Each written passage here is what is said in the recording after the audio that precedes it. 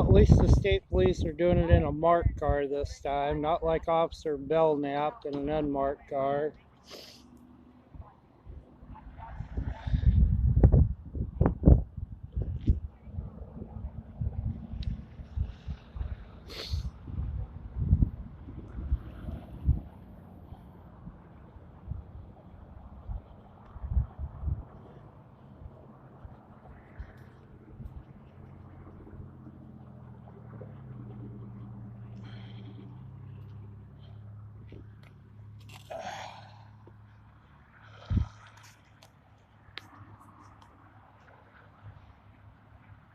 Like I said, at least he's got a marked car.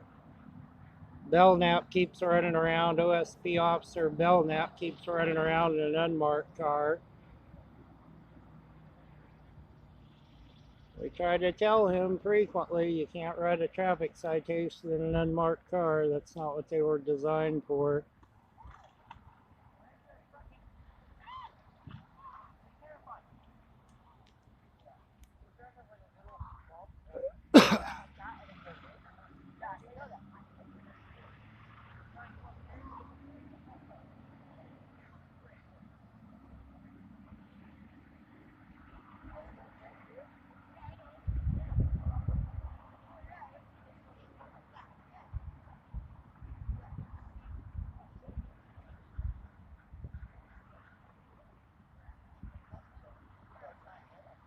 I guess instead of dead air time, we ought to be talking law.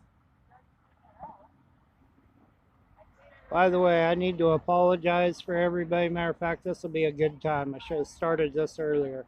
I owe you guys a big apology out there. I had the state police over here at Dawn's, and I turned the camera off and asked for an interview, and they said they didn't have time.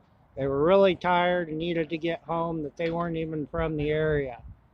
So when I asked the guy for a card, he said, "Oh, I'm from Eastern Oregon." The state police officer said, "I don't have any stuff on me." So my point was I shouldn't have asked to be able to videotape. I should have just been videotaping.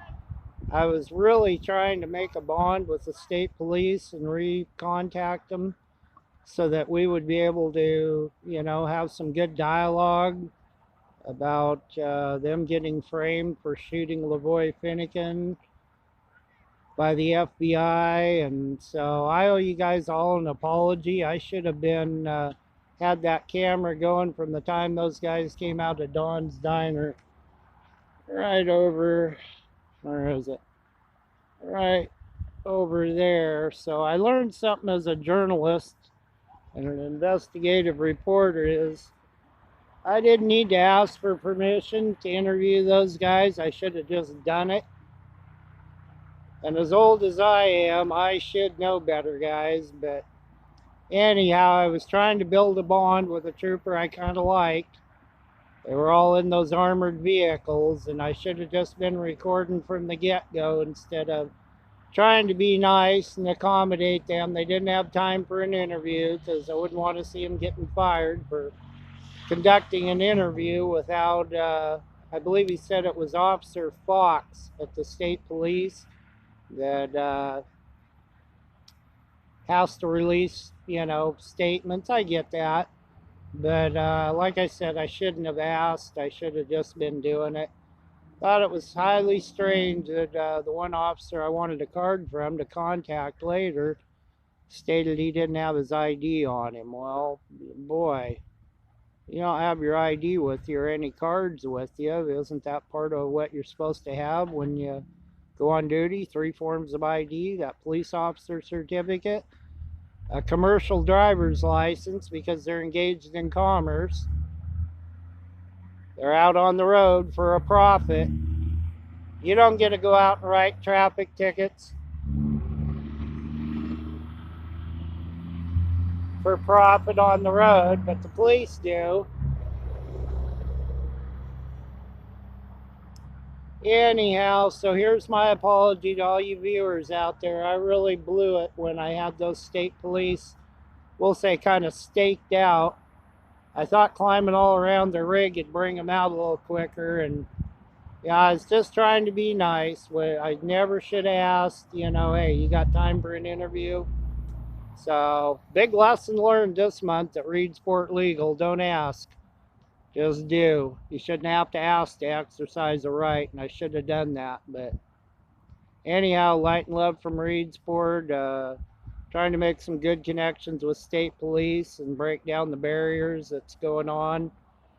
You know, that's probably why the state police got framed. Does anybody wonder, you know, during that Lavoy Finnegan thing, they had instant drone footage almost live right above. Now, when would the FBI ever allow drone footage in a situation like that that was almost real time?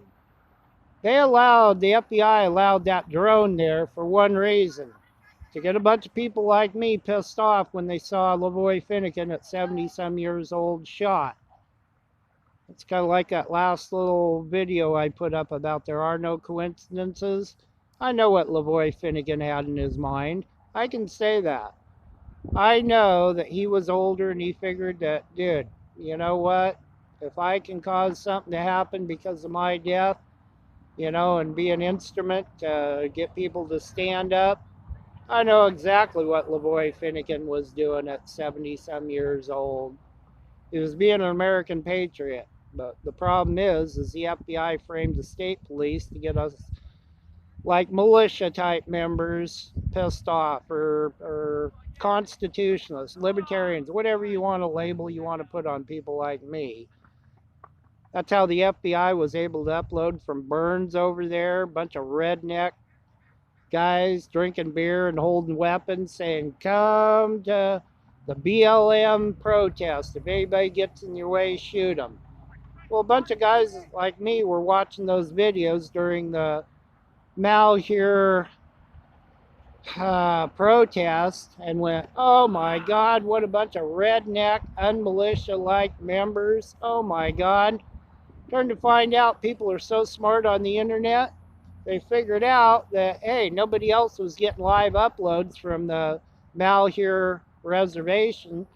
It turned out they were FBI agents posing to look like a bunch of redneck, you know, camo wearing, beer drinking, gun toting idiots. The FBI dressed up like that and put these videos out to antagonize the situation between police and their citizenry. All right, this is getting too long. You aren't getting any good video here of nothing. So take care, light and love, be strong, and pay attention to what's going on in Oregon. Long live the state of Jefferson and the county of Umpqua.